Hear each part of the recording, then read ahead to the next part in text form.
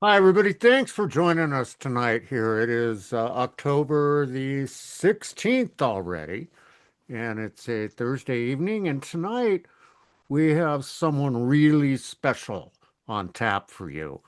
I wanna start off though by thanking those on Tuesday who signed up to help us meet our expenses with this. Uh, you saw in the invite there is a uh, Give, Send, Go site and Patreon. Patreon's a monthly tithing, and the other one is Give, Send, Go is just a one-time donation. This helps us pay for this platform. Zoom has become rather expensive because we have such a big bandwidth, or not bandwidth, but we can have a lot of people on it. And our website host cost has gone up, GoDaddy's gone up, everything's gone up. And that's just the basics. I'm not talking about what it takes to do a conference. That's just the monthly basics. So if you guys can help, please do so. So thank you all for that. Now, tonight, Michael Snyder is with us. We met Michael in Sandpoint, Idaho, like about nine Two thou- years ago, I think. And he 2015. Yeah, and he blew me away. He was running around and jumping, and he was so excited. And I was like, who is this guy? I got to get to know him. And we've gotten to know each other over the years. And we actually left the conference that we went to when we saw him and bought a house up in Idaho that we live in now on our way home. And it's Michael lives in a rural area like I do or we do, and he's going to talk to us tonight about sensible preparing for the days to come. He's not going to talk to you about running out and buying an AR-15 and 1,000 rounds of ammunition so you can end up getting shot in the redneck crossfire. He's going to talk about the practical stuff to take care of your family. He has a wonderful, wonderful Substack that he does, and he's on Facebook as well. And I highly, highly encourage you to go to Substack. Just Google Michael Snyder at Substack, and you'll find him. He he puts out some of the most amazing information on a daily basis. You can sign up. I think he has different packages for as little as $8 a month to get more, but you can also see some stuff without paying for it if you can't afford it. So, Michael, I want to thank you for joining us tonight. Oh, thank you for having me on. Thank you for mentioning the Substack. I see in the chat, Carol Moody mentioned that she really likes the Substack. So thank you, Carol, for saying that. I do work very hard. I write a ton. I get up in the morning, I start working, I work all day long. I posted more articles today before I came on with you guys. So I write and I write and I write but I'm trying to put out the very best information and specifically regarding the end times that you're going to find anywhere out there.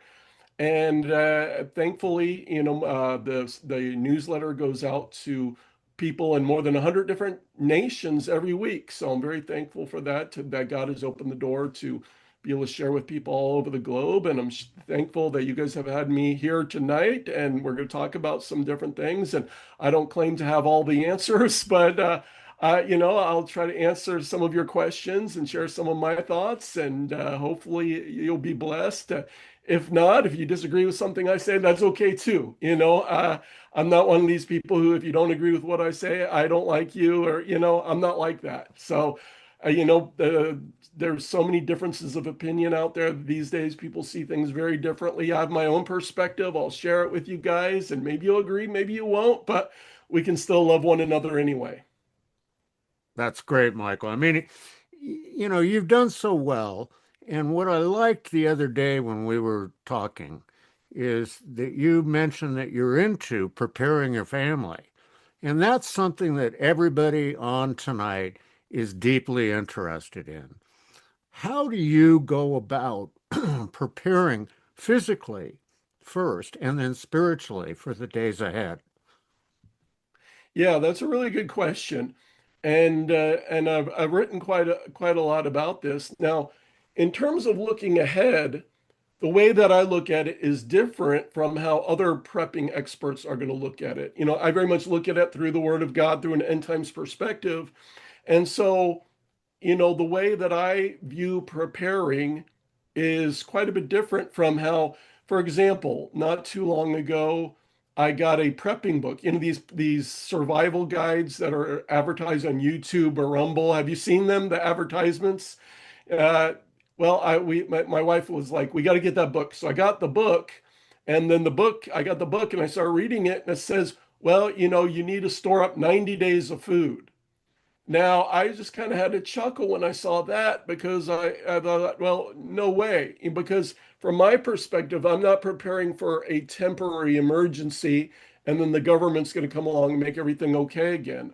The way that my outlook is, I'm preparing for long-term post-apocalyptic scenarios where there is no government. There will be no government help because there will be no functioning government, and where we are literally going through events described in the book of Revelation. So that's my perspective on it.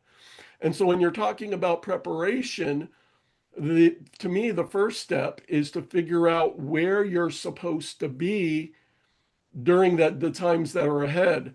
And that's going to look different for everybody because, as I always say, the safest place to be is right in the middle of God's will. So before the program, Jeannie was talking a little bit about California, and I've written about how California is not going to be a great place to be during the years ahead. Not at all. But if God is calling you to be in California, he has a job for you to do, and that's exactly where you need to be. And he has the ability to keep you safe for at least as long as is needed to complete the job that he has for you to do. And maybe you aren't meant to survive, and not everyone will be meant to survive through the whole thing of everything that's coming. And we can talk about some of those things tonight if people want to talk about those things, because the United States is going to be hit by multiple cataclysms. The vast majority of the population of the United States is not going to survive. In fact, most people living in the US and ultimately most people living on the entire planet will die quickly and suddenly and far before they thought they would die. So, but as far as here in the United States, if you are not already there, you need to be praying, seeking God. Where does God want you to be? Does he want you to relocate? Does he want you to stay where you are? That is the most important thing to determine first, because you don't want to prepare a whole bunch of stuff and then, well, God wants you to move, you know, that's not necessarily going to work out so well. So you need to determine where you're supposed to be, where you're supposed to be located. And just from a general perspective, um, you know, you're not going to want to be, unless God wants you to be there. You're not going to want to be in the highly populated areas. You're not going to want to be on the West Coast. You're not going to want to be in the major cities. There's going to be civil unrest. There's going to be all sorts of things going on. Ultimately, when things really break down, rioting and looting and utter lawlessness and gangs roaming about doing whatever they please when law and order breaks down.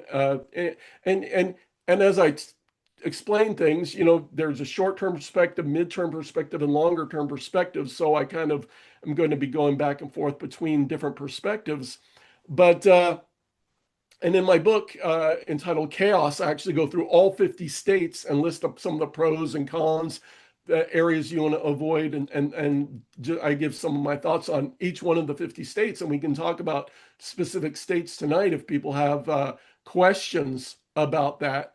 But being where you're supposed to be, and then I'm a big believer in storing up food and supplies and the other things. In fact, there's 4 big areas that I talk about when I write about this or I talk to an audience about it. And that's number one, food. Everyone's going to need food, and you're going to need a lot more than 3 months, which some of these prepping books tell you to get 3 months of food. That's not going to be nearly enough. I'm sorry. Or people say, oh yeah, I've got a couple buckets of food, that I bought from some emergency website. First of all, those buckets don't have a lot of food in them. I'm sorry. And if for example, if you say, oh, they tell me these buckets are 90 days of food, they're not going to last you 90 days probably, unless you eat a very, very small amount. So, not that these buckets are bad, they just don't have that much food in them. But ultimately, what I tell people in terms of people say, Michael, how much food am I going to need? Well, my answer is you're going to need as much food for yourself, for your family, and for everyone that's going to come knocking on your door that's going to be depending upon you that hasn't been preparing. You're going to need enough food for the whole group for as long as you plan for all of you to stay alive. And I know that sounds rather like, rather blunt, but I'm that's the situation that we're facing ultimately down the road. So, yeah, you're going to need a lot of food. The second major area that I talk to people about is water. Because food, you can last a while without food, but water, they say 3 days without water, people can go longer, but really, if you don't have water, you're not gonna make it very long. So, and people say, well, I'll just turn on the tap. But what if the water quits coming out of your tap, right? Or people say, I have a well. Well, what happens if, you can't get the water out of your well anymore? Your pump or whatever you use to get the water out. Well, what if that's not functioning? People need to have a plan for when the grid goes down. What are you going to do about water?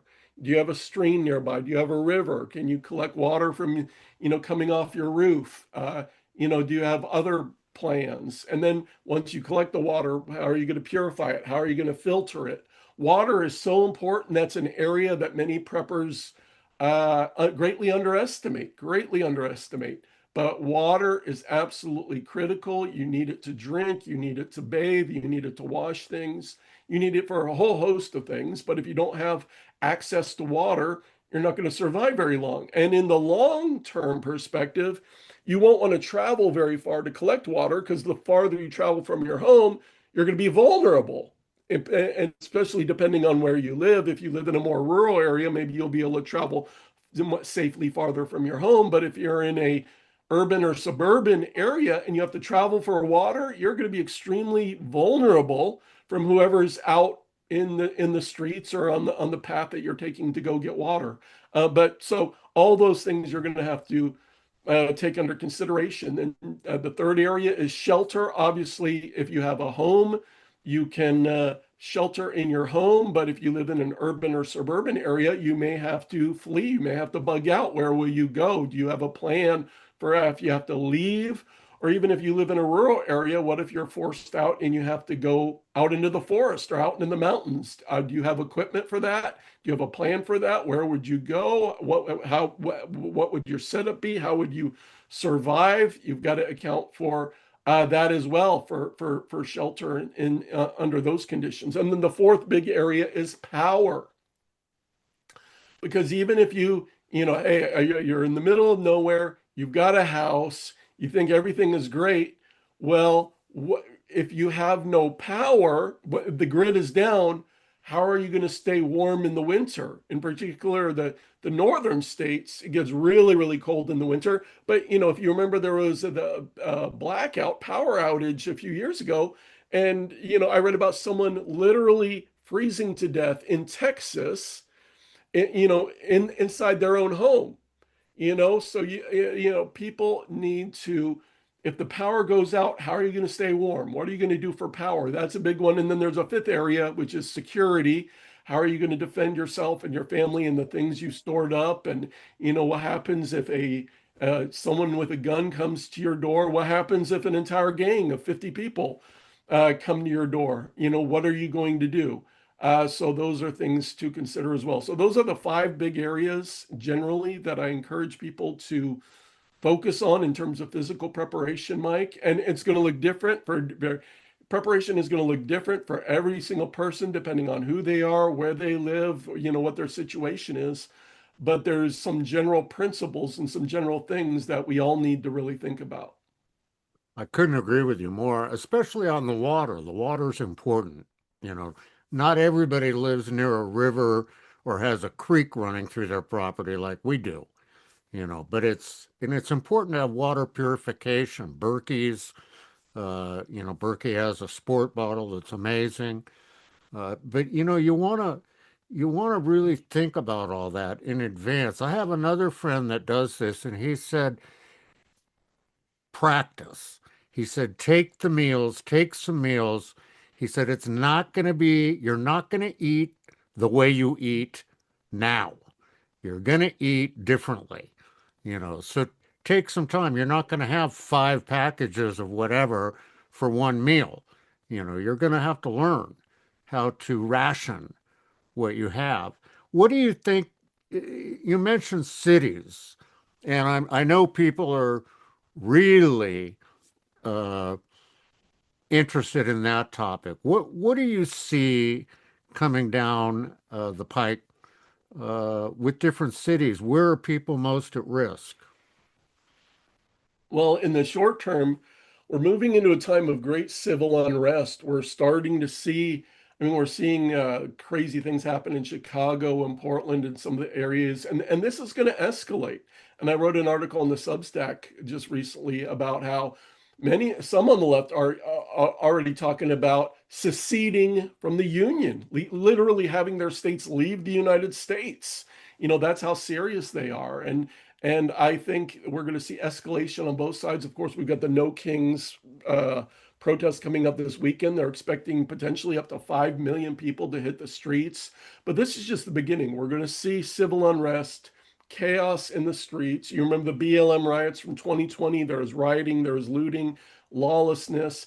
And then the Trump administration, of course, is going to try to restore order. They've already sending troops into the cities. Eventually, there is going to be martial law. I talk about that in the new book and some of my other books. There will be martial law in major US cities. It's going to be really, really chaotic. And so people are going, if you live in a major city, you're going to have to be aware of that. If you're planning to stick it out in the major cities, there's going to be lawlessness. There's going to be arson. There's going to be looting. There's going to be violent clashes. There's going to be, people are going to be going nuts. And so, it's not going to be a great time for any to be in any very heavily populated area, but especially major blue cities such as Chicago, Los Angeles, San Francisco, even Miami and Dallas, even in red states, Houston, of course, New York City, Philadelphia, Washington, D.C. Those are going to be, uh, difficult. It's going to be difficult. It's going to be difficult. Now, in the chat, Carol Moody asked, she said, I'd like to know what he has to say about Missouri. So she's asking about Missouri. I like rural areas. I'm quite fond of Missouri. I've been there many times actually, and I like the Ozark Mountains. I really like the Ozarks in a lot of ways. So getting away from kind of the more heavily, I like the southern part of the state. I'm fond of what am I thinking of? The big um tourist area. What's the big tourist area there? Branson? Branson. Yeah, I'm a fan of Branson. I like Branson. But south of there, the area south of there, there's a lot of nice areas, a lot of places you could get nice and lost in. Now unfortunately, there's some drawbacks to Missouri, right?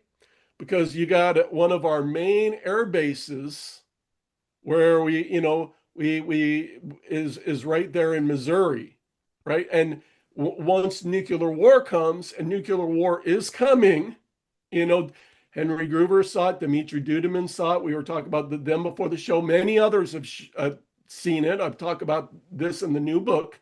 So many people have seen it's coming. Nuclear war is coming to the United States. When it does, our military bases, especially our air bases where our B-52s are located, that's going to be a target. So you don't want to be anywhere near that huge air base in Missouri because that will be a target for a nuclear strike. So that's a big downside there because you don't want to be anywhere around that that big air base because that's going to be a big juicy target for the Russians.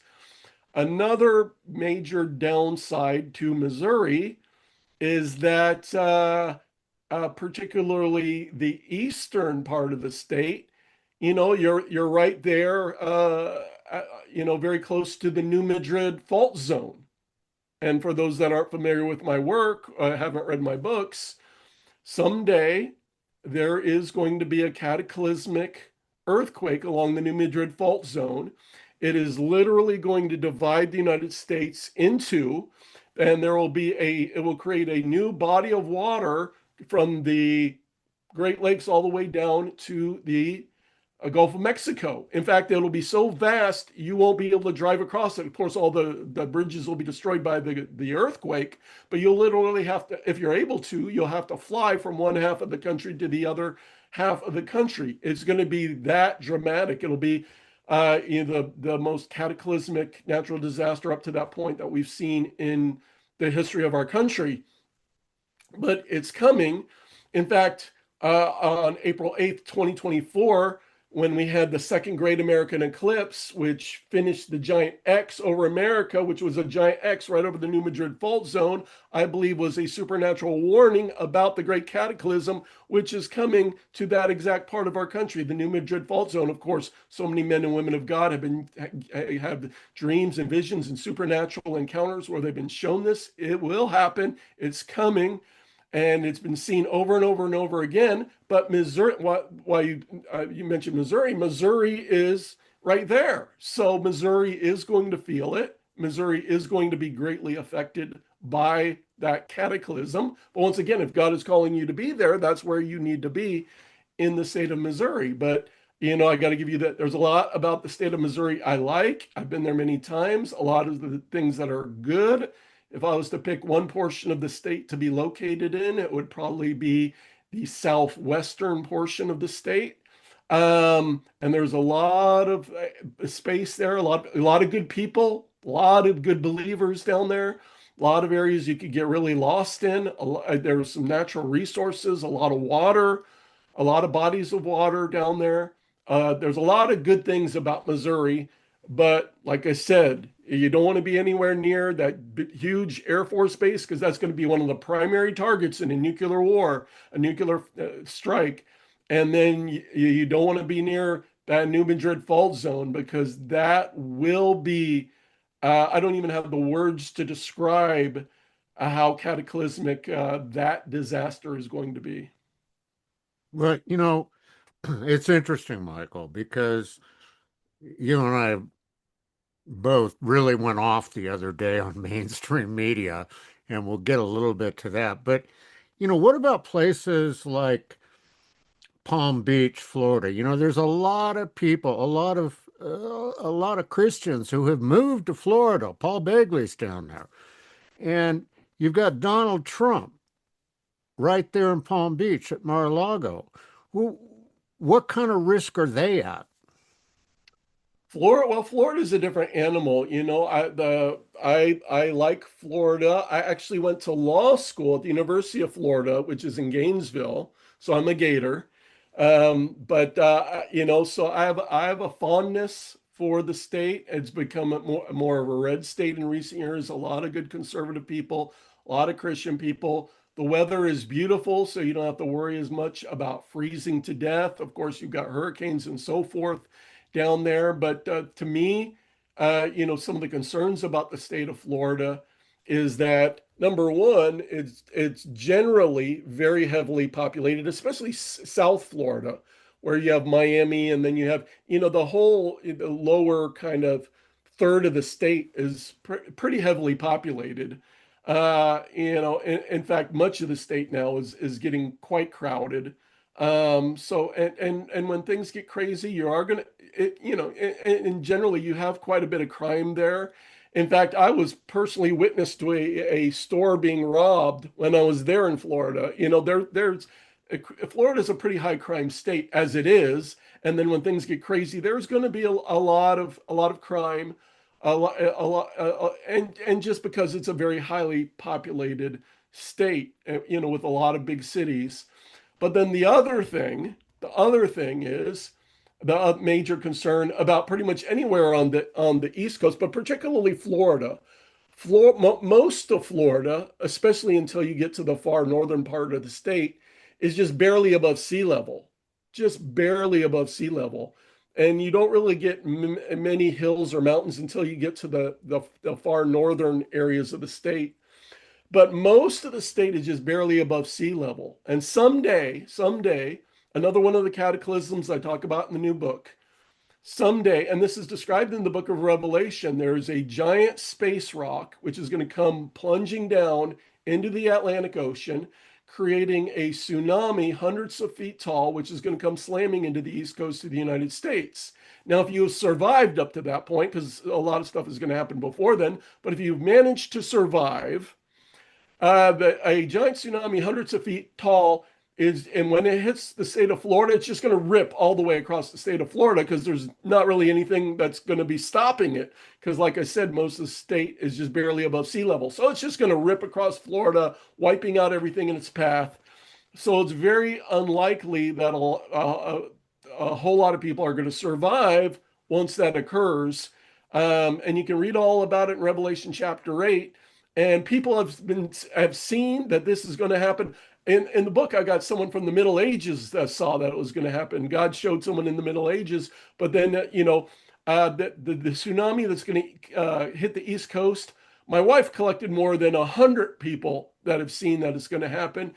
It is going to happen. It is going to cause tremendous death and destruction, not only in the East Coast of the United States, but coastal areas of Europe, South America, coastal areas of Africa, anywhere that borders the Atlantic Ocean. But that is one of the great cataclysmic events that is coming. It's described in the book of Revelation. And so I would say that's the number one downside to living in the state of Florida. Wow. Now, Michael, in the past, and I think Henry Groover was one of them, people that we trust have said what they believe the safe states are. What do you believe the safe states are moving forward? Well, that's a really good question. You know, uh, Let me give you some of my general thoughts. Because, where you are, Mike, I rate Idaho pretty highly in my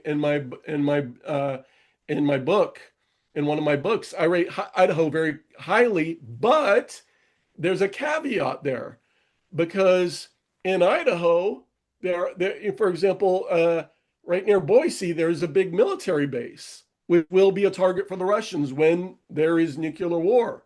So you don't want to be living. I wouldn't want to live in Boise. I wouldn't want to live near that military base, Mountain Home Air Force Base. I wouldn't want to live there or anywhere even close to that because that's going to be a target. So just can't say, "Oh, Idaho is a great place to live. Move to Idaho, where Mike Kerr lives," because you don't want to live near that Air Force base, or you're probably going to die. So in general, let me give you some general principles. You don't want to be near a military base, especially anything to do with our bombers, anything to do with our nuclear submarines, which there's a base out in Washington State, there's a base in Georgia. You don't want to be near any of our major naval bases, anything to do with our nuclear forces, our air forces, our naval forces, especially, but Army bases will be targets too. So in general, if you want to stay alive, and maybe you don't want to stay alive, maybe you think, well, I'm just going to go for as long as God has me, and this is where I am, and when I die, and that's okay. But if you plan to survive, if you plan to stay alive, you don't want to be anywhere near a military base, first of all. Secondly, you want to take into account the major cataclysms that are coming, which have been documented over and over and over. So many men and women of God have warned about them. I already talked about the Great New Madrid earthquake. I already talked about the East Coast tsunami. So that's the East Coast. That's the middle of the country, right from Great Lakes down to the Gulf of Mexico. And then there's the West Coast. Because the West Coast, the big one is coming. That's another of the major prophetic events I talk about in the new book.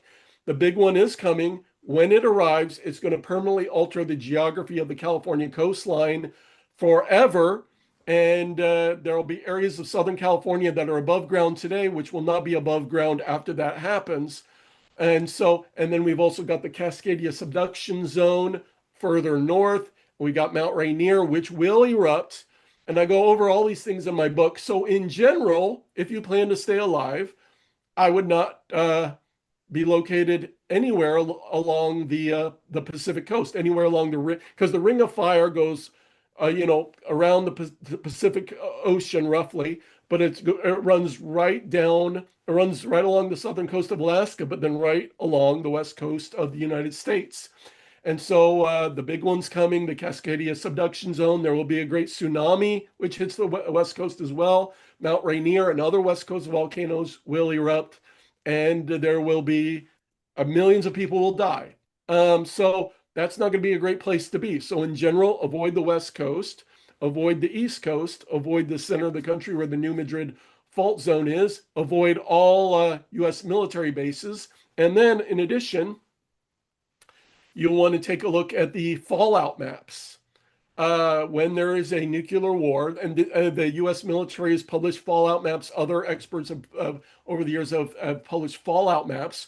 In the event of a nuclear war, you don't want to be in an area where tremendous amounts of fallout will be headed your way, very high levels of fallout in the immediate aftermath of a nuclear war.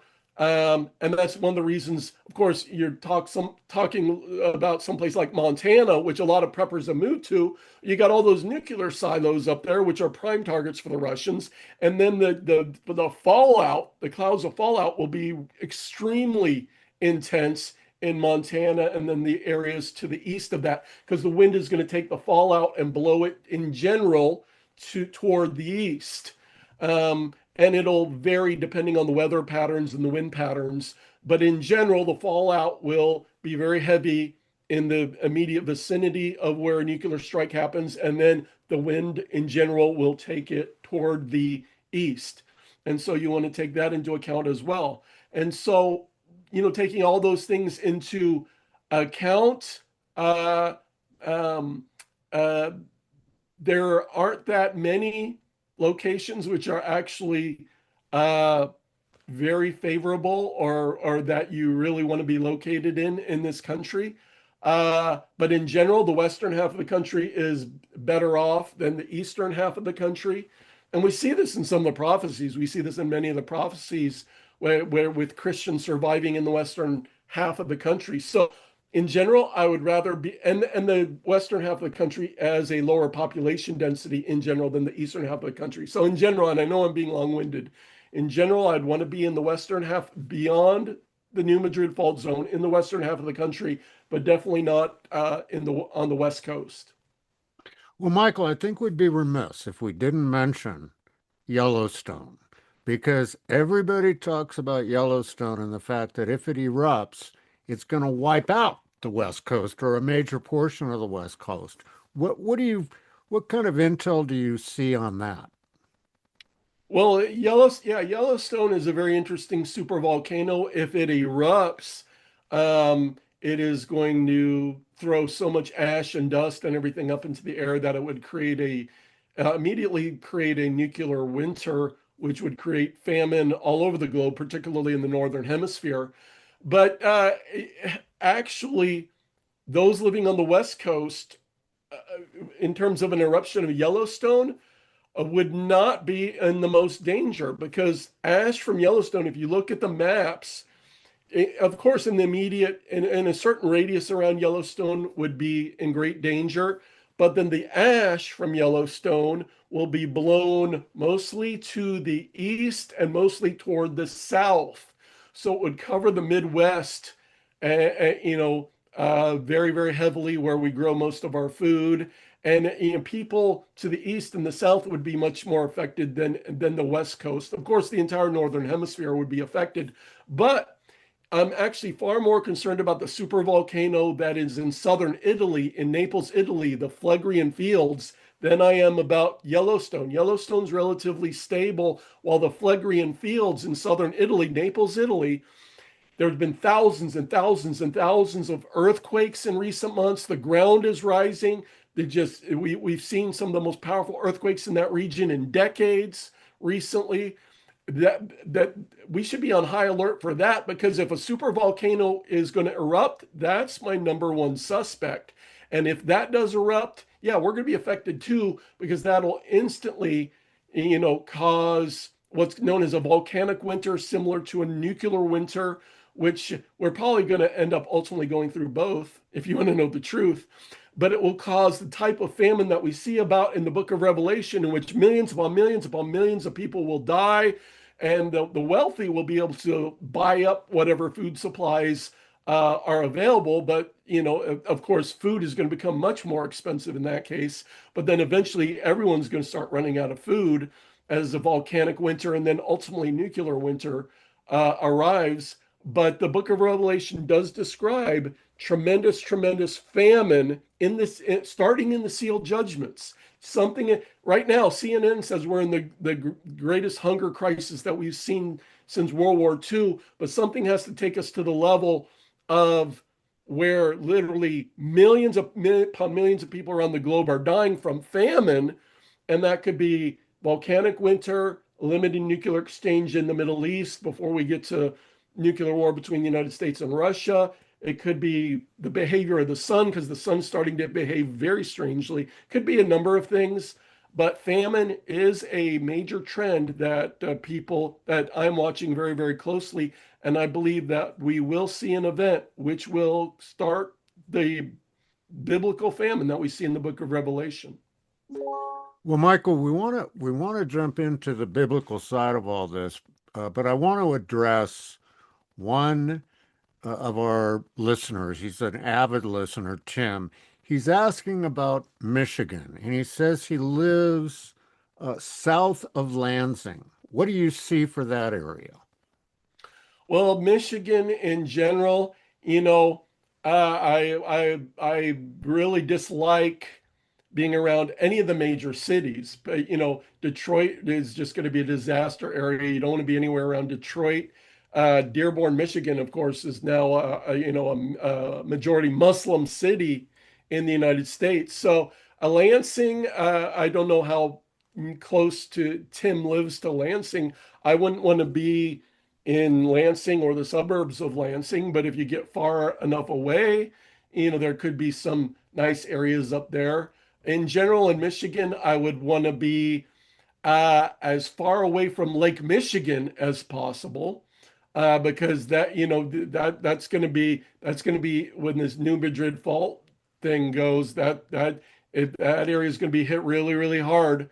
And then I would want to be in general, if I was going to pick somewhere to live in Michigan, it would be the Upper Peninsula, or any of the or as far north as possible in general. Um, but it gets really, really cold up there, the entire state. So you better have a real good plan for when the grid is down and you got to heat your home. Otherwise, you might freeze to death. So that would be one of my big concerns about Michigan. It gets really, really cold, so you better have a really, really good plan for heating your home. What what if you could just briefly elaborate on the craziness going on with the sun? I mean, there's some really unusual behavior happening.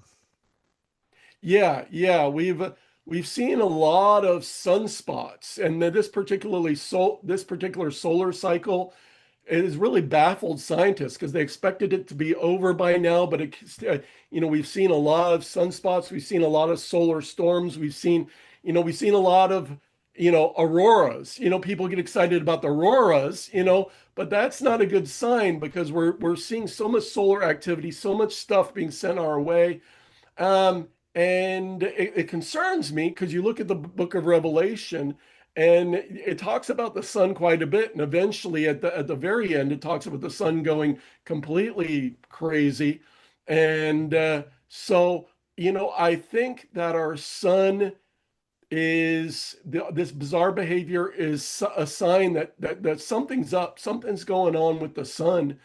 And I think when the sun becomes more active in general, global temperatures tend to be higher. And that's why global temperatures have been higher, not just for Earth, but in every other planet of our solar system. So they talk about global warming, but why are all the other planets warming up too? They don't have human activity. But really, it's the behavior of the giant ball of fire that we revolve around, which is called the sun. So the sun, we've seen all this sunspots, all this solar activity, giant holes appearing in the sun, just really weird stuff, gigantic filaments, extending out from the sun, just really weird stuff. And so I think this is going to become a very big story. We see in the prophecies that at some point the solar storms are going to cause problems with the grid. That's another reason why you got to be focused on your own power, being able to heat your own home, because it appears, I believe that at some point the sun is going to cause problems with our electrical grid. So to me, it's a very big deal because I believe that it will affect us very seriously at some point moving forward. What do you, we didn't talk about, I mean, there's so much we could talk about, but we didn't talk about fuel. A lot of the country still operates on heating oil. But you're not going to be able to go down to the Buc-ee's and fill the tank up in your car. And it's dangerous and very difficult to store fuel. I mean, I have to treat the fuel in all of our side by side and our lawnmower and all that stuff for winter. What are we going to do about fuel? Yeah, yeah, you're exactly right. Gasoline, propane, a lot of people have gone out and bought gasoline generators. But first of all, eventually there's going to come a point you're not going to be able to get gasoline. And then if you turn on a gasoline generator, it's extremely noisy, right? So you'll be a magnet because everyone will hear it. Everyone, within earshot is going to hear that generator go on, and you'll be a magnet because everyone will be like, they've got power. Let's go up there. So that won't be any good. So literally, what I prefer is solar. I'm a big advocate of solar if you can do it. And there's various ways to do that and limited ways to entire systems for your whole house. But I like solar. Now, for heating in particular, I'm a big advocate of wood stoves, of having a wood stove in your home. Yeah, it's going to cost you thousands of dollars to get a good wood stove and have it installed in your home. But I believe in the long term that will be a very good investment. If you have a wood stove that is capable of heating your home, that will be now for if you live in an urban area, you may not be able to get wood, even in a suburban area.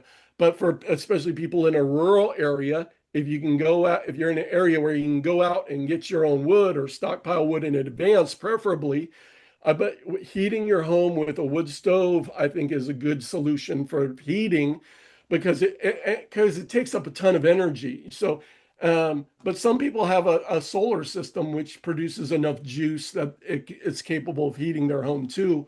But I think in general, kind of if you can do wood stove to heat your home and then you've got solar for other things, I think that's a good mix, a good mix to have for a lot of people.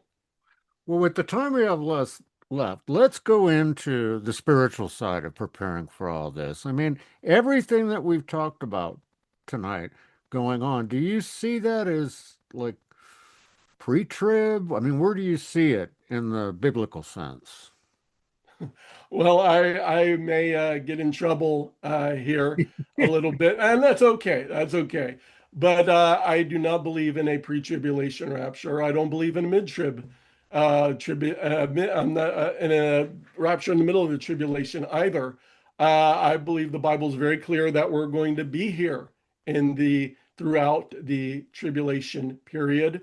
And I wrote a whole book about this to explain why. And so that's my whole approach to it, you know. And but unfortunately, the people who say, "Oh, we're going to be pulled out of here. We're not going to go through anything," they're not getting prepared for anything. We had a lot of people in September, which were very convinced that they were about to get pulled out of here. Didn't happen. Wasn't going to happen. But they were selling off their homes and selling off their cars in some cases because they were so convinced they were about to leave. When look, men and women of God have been having supernatural experiences literally for decades in which God has been instructing, warning people about what's coming, instructing them, to get prepared. And we need to be doing that. Whenever you think that we're going to get pulled out of here, people need to get prepared for what's coming because war is coming, famine's coming, all these things are coming. Um, and if people don't get prepared, what's going to happen? What are the stakes? Because up until recently, it's been pretty much an intellectual exercise. Oh, what do you believe? Well, I believe this. It's not had huge consequences, but we're going to get to a phase when all of a sudden people are realizing that the world is going mad around them. Things are going nuts. They're not prepared, and they're going to go over into a corner, curl up into a fetal position, and cry and say, "Woe is me!"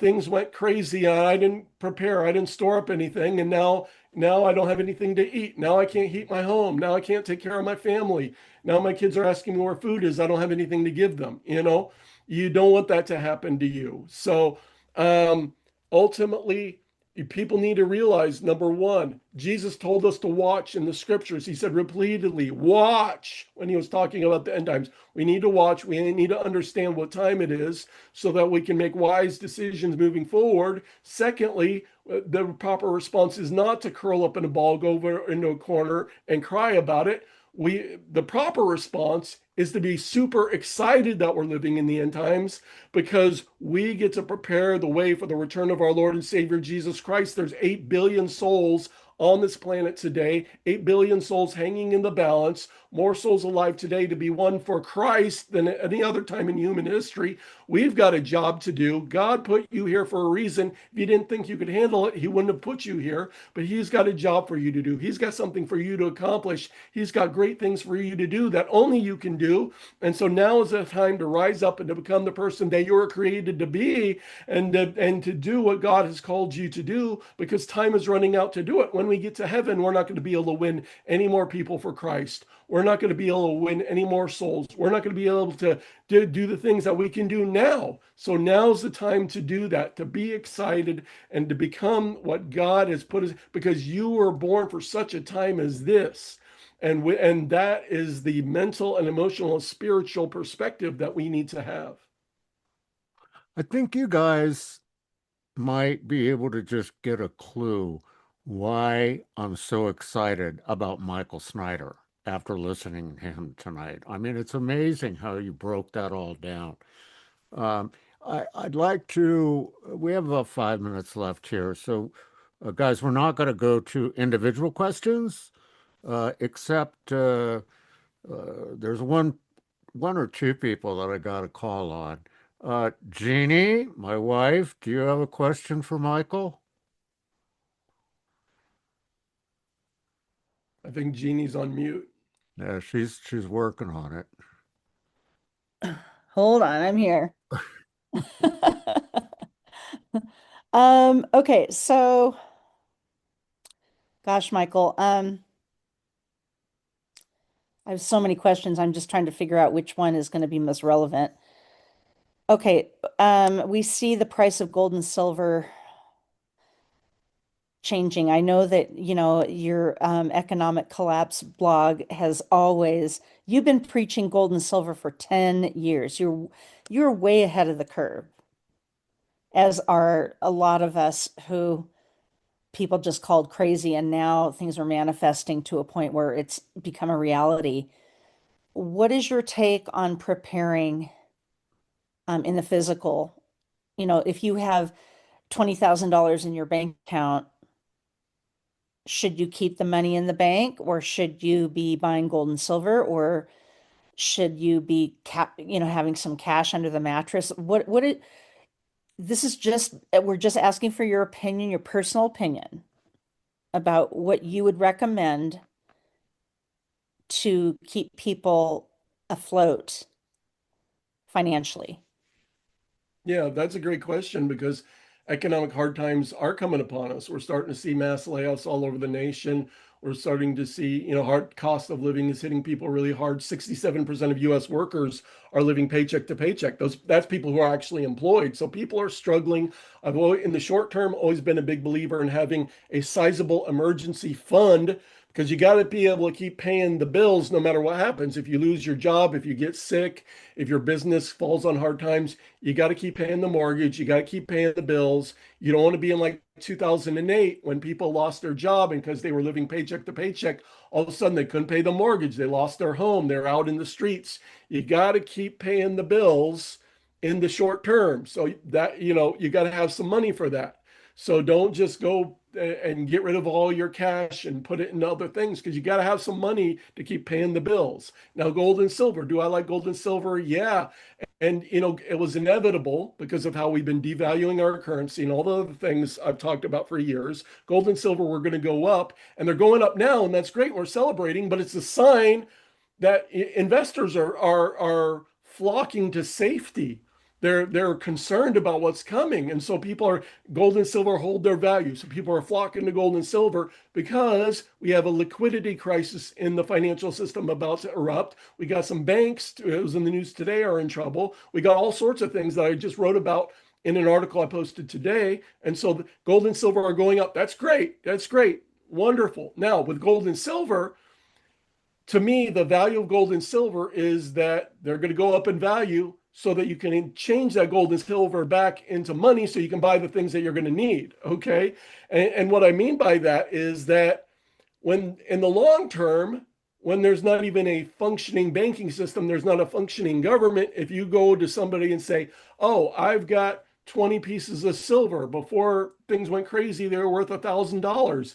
Give me your food. And people are like, no, I'm not going to give you my food because I'm starving. I need it for my family. I'm sorry. I don't care how much silver you have. So to me, I've always advocated having your food and your supplies and the things you need before gold and silver. So would I rather have gold and silver, or would I rather have years of emergency food and supplies and the things I talked about throughout this program? I'm going to take the food and supplies rather than the gold and silver. And if you got gold and silver, it's like anything else in the financial markets. You can make money and you can benefit as long as you get out in time. But if you wait too long, well, you have gold and silver. Yeah, maybe you can barter it for some things, hopefully, and use it in the long term when things go completely nuts. But you got to make sure you get your food and your supplies and the things that you're going to need. So does that kind of make sense? Absolutely. Yes. Absolutely. So, Michael, how do people find you, and tell us about your latest book? Yeah, my latest book, and let's see if I can get up on the screen here. It's entitled 10 Prophetic Events That Are Coming Next. And the great cataclysms I talked about throughout the meeting tonight, all at New Madrid, East Coast tsunami, West Coast earthquake, all those things are in the book, and along with, the men and women of God who have seen those things. And then you mentioned my Substack. That's michaeltsnyder.substack.com. You can go there. You can subscribe. You can subscribe for free. If you want to support the work that I'm doing, you can sign up for a paid subscription, which greatly helps me. Is a huge, because that's what keeps us going. So you can find that there at michaeltsnyder.substack.com. Then all 10 of my books you can find on in paperback and Kindle format on Amazon.com.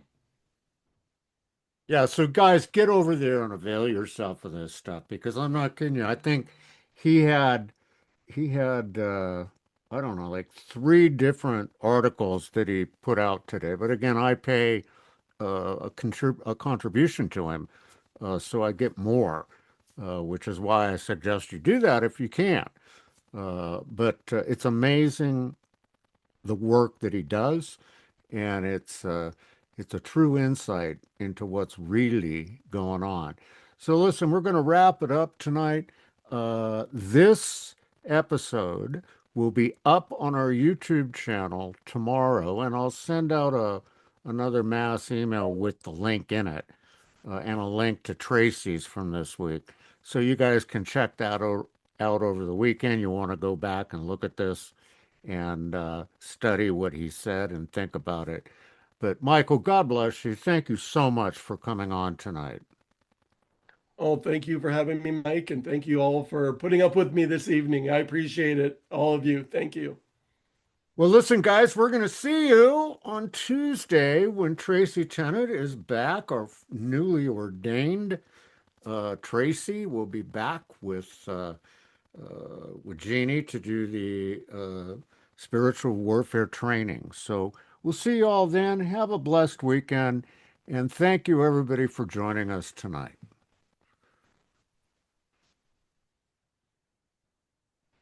Good night, everyone. Thanks so much, Michael. Thank you. Thank you for having me on. It was We'll, great. we'll see y'all later.